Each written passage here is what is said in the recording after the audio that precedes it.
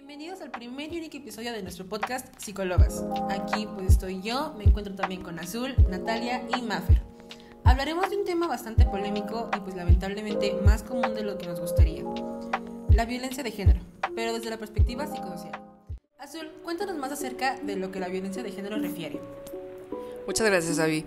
Con respecto a los feminicidios, según el secretario ejecutivo del Sistema Nacional de Seguridad Pública, en el año 2023 se reportaron 968 feminicidios, lo que equivale a un promedio de 81 feminicidios al mes. Sin embargo, muchas muertes violentas de mujeres no se investigan bajo este protocolo. Respecto a la violencia doméstica, el INEGI estima que el 66.1% de las mujeres de 15 años o más han enfrentado algún tipo de violencia, ya sea emocional, física, sexual o económica, todo a lo largo de su vida. La violencia psicológica es la más común, con un 51.6%. El acoso y la violencia sexual hacia las mujeres, cerca del 47% de las mujeres en México han sido víctimas de algún tipo de violencia sexual en espacios públicos o privados. Y respecto a la impunidad, más del 90% de los delitos contra las mujeres no se denuncian o no se resuelven. O también está el caso de que no se da la sentencia o el castigo que nosotros creeríamos, pues vamos a llamarlo adecuado, lo que perpetúa en un sistema de inseguridad para las víctimas. Y yo, como en una opinión personal, diría que la violencia contra las mujeres en México refleja una muy grave crisis social y cultural que requiere atención urgente. Es bastante alarmante que los avances legislativos y la concienciación pública no se hayan traducido en una disminución significativa de todos estos casos. En muchos contextos, el problema está normalizado debido a que los prejuicios de género que aún se mantienen y la falta de acciones imprudentes por parte de las instituciones, también contundentes.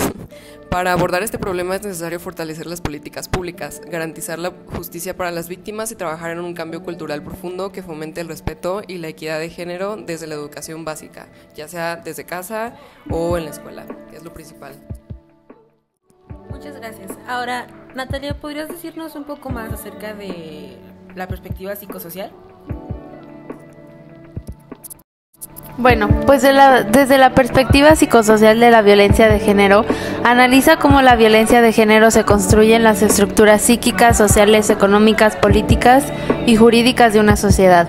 Además, la perspectiva psicosocial también considera cómo la identidad personal se forma a partir de la interacción con un grupo humano y cómo los estereotipos machistas, la baja autoestima y otros factores psicológicos pueden influir en la violencia de género. Y bueno, pues aparte de la violencia de género también tiene consecuencias en las personas, como lo es la depresión, trastornos de estrés postraumático o TPD, problemas de consumo de sustancias y pues tendencias suicidas y más, como la ansiedad y otras cosas. Ahora responderemos algunas preguntas. Marco Ruiz pregunta: ¿qué factores psicosociales contribuyen al desarrollo de actitudes violentas hacia las mujeres? Bueno, entre los factores psicosociales incluyen la socialización en contextos patriarcales, los roles de género tradicionales, la normalización de la violencia en las relaciones y el aprendizaje social a través de la observación de conductas violentas en el entorno familiar o cultural. Ahora Regina Galván nos pregunta: ¿cómo influyen los estereotipos de género en la perpetuación de la violencia de género? Pues lo que sucede es que los estereotipos de género refuerzan la idea de que las mujeres deben ser sumisas y los hombres dominantes, lo que puede justificar la violencia como un medio de mantener el control o cumplir con estas expectativas sociales, y eso puede incluso poner en riesgo la vida de una persona. Bueno, y ahora Grecia Orozco nos dice: ¿cuál es el impacto psicosocial de la violencia de género en las víctimas? Pues las víctimas pueden experimentar trastornos psicológicos, como ya mencioné antes, como ansiedad, depresión, estrés postraumático, pérdida de la autoestima, aislamiento social y dificultades para establecer relaciones saludables, afectando tanto su bienestar emocional como social, o sea, pues su vida en sí. Y finalmente, Ricardo Díaz nos pregunta: ¿cómo pueden las redes de apoyo social reducir la incidencia de violencia de género?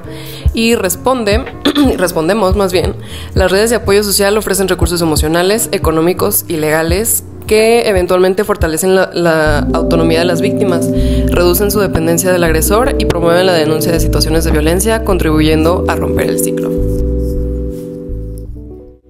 Con esta pregunta concluimos nuestro primer y único episodio de nuestro podcast. Si algo nos deja en claro es que la violencia tiene un impacto y consecuencias más allá de las físicas. Si alguna vez has sufrido o has sido testigo de esto, no dudes en ponerte en contacto con una red de apoyo. No te calles. Eso es toda nuestra parte de estadísticas, toda la información. Ahora vamos a abrir un espacio en el que nosotras, o por lo menos Abby y yo, vamos a contar un par de anécdotas que nos contaron. Tristemente, pues ya es relativamente normal que nos haya pasado alguna situación, ya sea de grado mayor o tal vez una que otra mirada, pues no debería ser tan ligero, tan tomado a la ligera, pero pues también un agarrón, por ejemplo, así como se le dice. Pero bueno, vamos contigo, Abby. Pues bueno, a mí me gustaría platicar, no de mí en sí, pero no voy a mencionar nombres, pero fue alguien muy cercana a mí, una conocida, a la que, bueno, pues su novio insistía, bueno, ahora exnovio, insistía mucho en fotos. Es muy común que se pidan fotos o mandar fotos, pero pues siempre existe esta presión, ¿no? Y a ella le sucedió precisamente esto, que su novio constantemente la presionaba para pues que le compartiera fotos.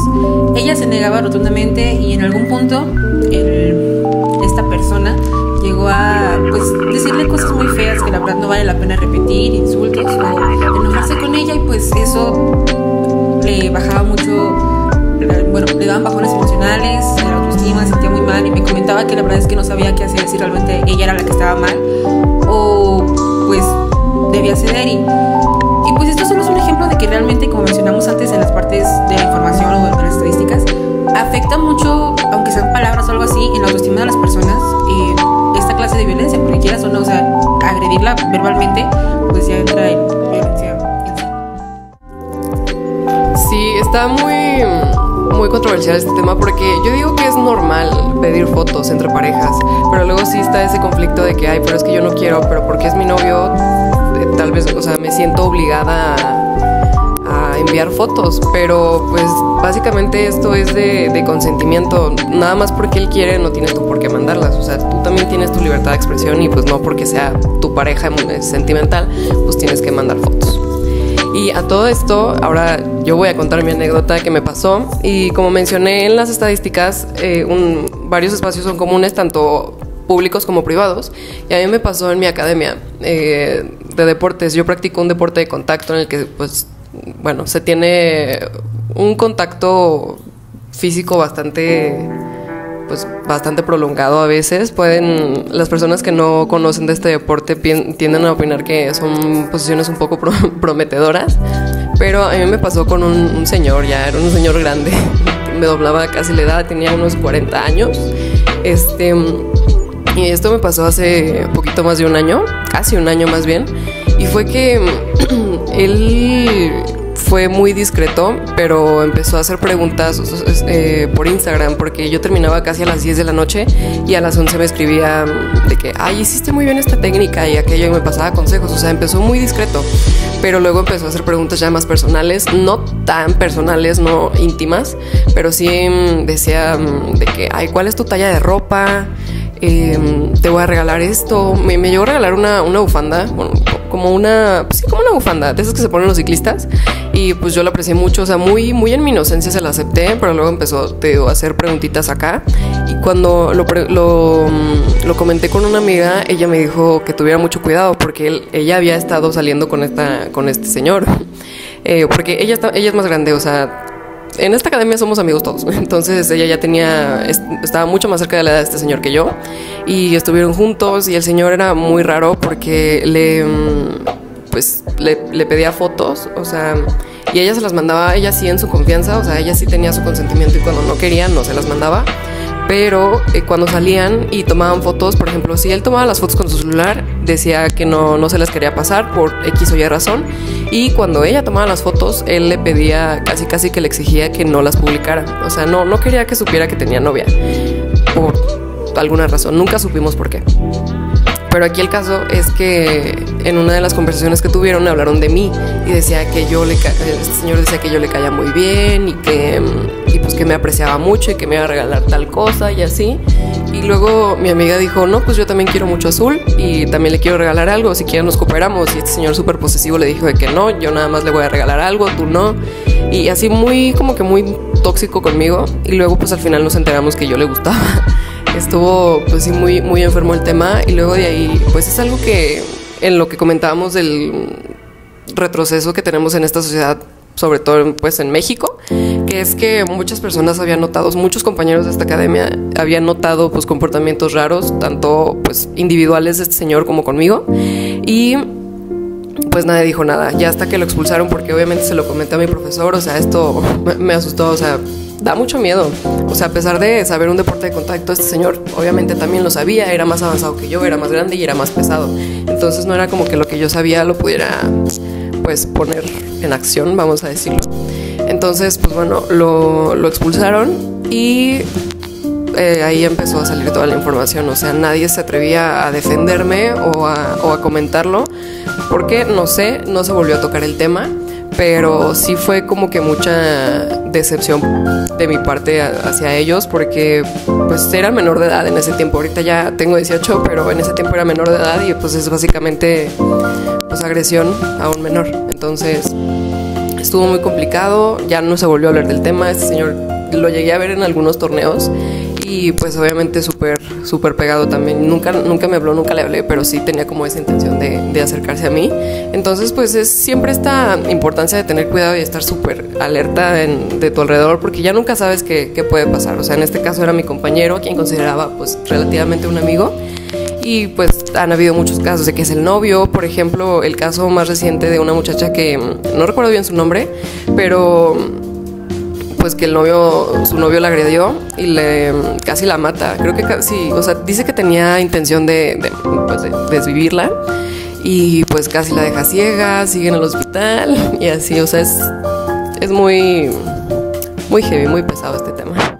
Bueno, pues lamentablemente lo que contamos son experiencias 1 en 1 millón y pues gracias por escuchar.